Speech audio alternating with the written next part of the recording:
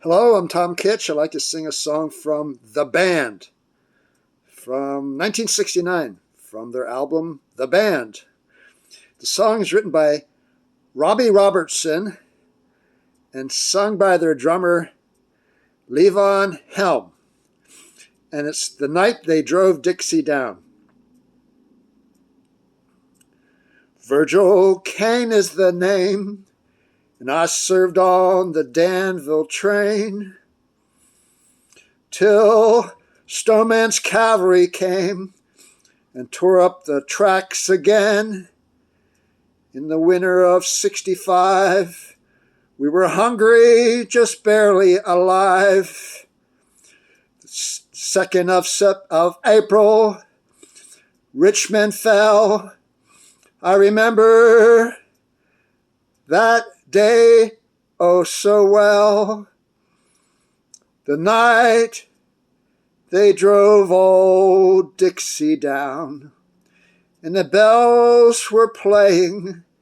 The night they drove old Dixie down, and the people were singing. They went, na, na, na, na, na, na. Na na na na na na na na na. With my wife back in Tennessee, one day she called out to me, "Virgil, quick come and see. There goes the Robert E. Lee. I don't mind chopping wood, and I don't care if the money's no good. Just take what you need, then leave the rest. But they should never have taken the very best. The night they drove old Dixie down, and the bells were ringing. The night they drove old Dixie down, and the people were singing. They sing, na, na, na, na, na, na. Na na na na na na na na na.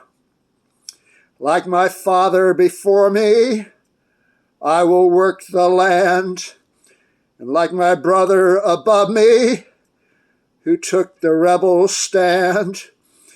He was just 18, proud and brave, but a Yankee laid him in his grave. I swear by the mud below my feet, you can't raise a cane up when he's in defeat. The night they drove old Dixie down, and the bells were ringing. The night they drove old Dixie down, and the people were singing. They went, na, na, na, na, na, na, na, na, na, na, na, na, na, na, na. The night they drove old Dixie down, and the bells were ringing. The night they drove old Dixie down, and the people were singing. They went, na, na, na, na, na, na, na, na, na, na, na, na, na, na, na. Now, I changed a couple words on that song. I put the 2nd of April, 1865. That's when Richmond fell. In the original lyrics of the song, Robbie Robertson, who's from Canada and is not really too familiar with American history, wrote the lyrics on May the 10th. Well, I took that out because it's historically inaccurate. I like to be true. Richmond, Virginia, the capital of the Confederacy, abandoned that city on April 2nd. Jefferson Davis, the president of the Confederacy, went south. And the next day, fires broke out in the city. April 3rd, April 4th, and April 5th. And Richmond pretty much burned to the ground. So in the original lyrics, it says, May the 10th.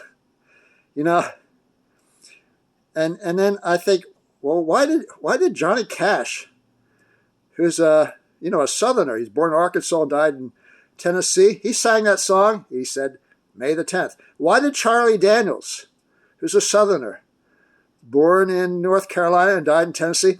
Sing that song and say, May the 10th. Just loyalty to the lyrics, even though the lyrics are historically inaccurate. The fall of Richmond was April 2nd, 1865. General Robert E. Lee surrendered to General Ulysses Grant on April 9th, 1865 in Appomattox, Virginia. President Abraham Lincoln was shot April 14th and died April 15th of 1865. The war was over on May 10. Andrew Johnson was president of the United States. Now, here's where May 10 comes in. Jefferson Davis was arrested on May 10, 1865, way down in Georgia, hiding. And he was sent to a federal prison, Fort Monroe, for 2 years, Fort Monroe, Virginia, for 2 years. And then he was never tried for treason, and they let him out in May of 1867.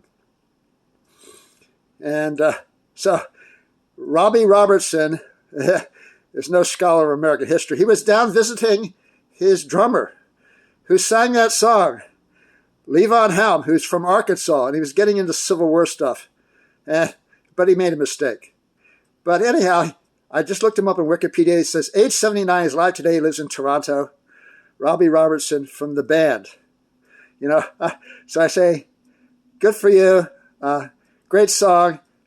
But let's be historically accurate. I also do not like grammatical errors, like Jason Aldean in his song The Truth from his 2010 album My Kind of Party. He says something like, I haven't heard or seen from him in quite a long time. Haven't heard or seen from him? That's bad grammar. That's bad English. I haven't seen or heard from him. But they recorded the song that way, and I suppose if I'm going to sing I did sing a cover, and I didn't sing it that way. I changed it around. My own cover doesn't have that. And I also see it on Gordon Lightfoot sometimes, like in a record of the Edmund Fitzgerald. He says, and the captain wired in, he had water coming in, and the good ship and crew were in peril. Is in peril. He says, is in peril. No, it should be are in peril or were in peril, are in peril. It's the plural of the verb to be. You don't say is when you're talking about two nouns, the ship and the crew. Anyhow, I like to clean up. Like he also says, like one stanza, he says the ship, and he refers to the ship as she, and the next one he refers to the ship as e. So let's be consistent with your pronouns, either both she or both it. So anyhow, I like to clean up grammar. I like to clean up historical facts. They call me pedantic pedagogue, Tom Kitch, the pedantic pedagogue. Years ago when I was big and strong, I thought, well, if I'll be a professional wrestler, I'll get in a corner, I'll wear like a college gown, and I'll throw dictionaries. I'll throw pocket dictionaries at everybody from the corner. Tom Kitch, the pedantic pedagogue. So anyhow, I hope you like my singing. And, that song's covered a lot. It was sung by Bob Dylan with the band, but he also said May 10. Joan Baez also sang it, but she didn't refer to any particular dates, and she changed a lot of the words around. There is a General George Stoneman, and he, along with William Tecumseh Sherman, devastated the South. Now, Stoneman's instructions were not to engage the enemy in battle if you could prevent doing so. He had 5,000 men, and their job was to tear up railroad tracks, destroy bridges and factories, and just make the people of the South understand that the war is over and they've lost, and, to sue for peace. And I didn't sing, did I sing Dixie yet? Daniel Decatur Bennett, Dixie. I wish I was in Dixie, which was the especially enjoyed in the southern. I'm reading off my card now. I have a little card. Especially enjoyed in the southern states with the soldiers of the Confederacy during the American Civil War and afterwards. Dixie.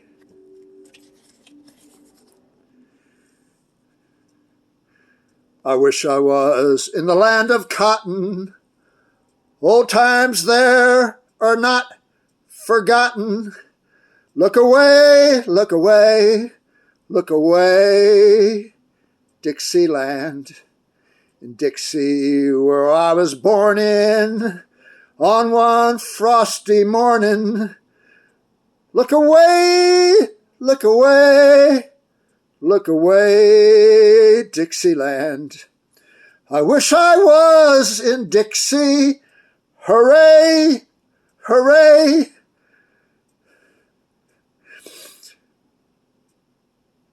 Way down south in Dixie, away, away. I wish I was in Dixie. Hooray, hooray. Way down south in Dixie, away, away. Actually, I'm from Pennsylvania. I wasn't born in Dixie. I'm from Harrisburg, Pennsylvania. And my forefathers fought in the Union Army. They fought at Gettysburg, too. They were on the right side, which is on Cemetery Ridge, shooting over what's today called the field of Pickett's Charge towards Seminary Ridge on July 3rd, 1863, the most decisive day of the American Civil War, when the army of Robert E. Lee was decimated. Now, I've been to the grave of Robert E. Lee like 4 times. I've been to the grave of Jefferson Davis, and his wife is in Hollywood Cemetery, not like Hollywood, California, but Hollywood, like the tree, in Richmond, Virginia. It's also a memorial to the defeated, the Confederate dead. You know, after the Civil War, Gettysburg became a Union cemetery, but the Confederates had to find their own cemetery. So one was Hollywood Cemetery in Richmond, Virginia. Jefferson Davis is buried there, along with 2 American presidents, James Monroe, like Fort Monroe Prison, where Jefferson Davis spent 2 years. James Monroe, the 5th president of the United States, and next to him is John Tyler, the 10th president of the United States, who during the American Civil War became a member of the Virginia Representatives in the Confederate Congress. So anyhow, that's interesting facts of American history. Also in that cemetery is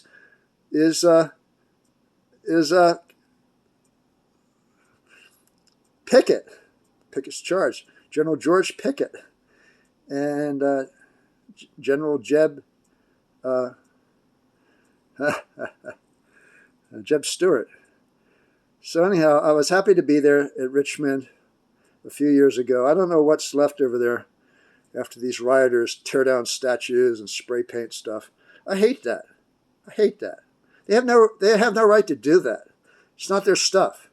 They should put them, each one of them, in Fort Monroe Prison for 2 years to think about the stuff they do to destroy American history. You know, we're not going to say, I know, slavery is awful. It was the worst thing in American history. And my ancestors, my forefathers fought against it to liberate the slaves, to end slavery. So I'm on the side of the North. I'm not on the side of the South. And where the word Dixie come from? Dixie is the line between southern Pennsylvania and northern Maryland. Surveyors, Mason and Dixon. And then also on the Ohio River. If you're west of the Ohio River, like in the state of Ohio, that's north. If you're east of the Ohio River in the state of Kentucky, that's south.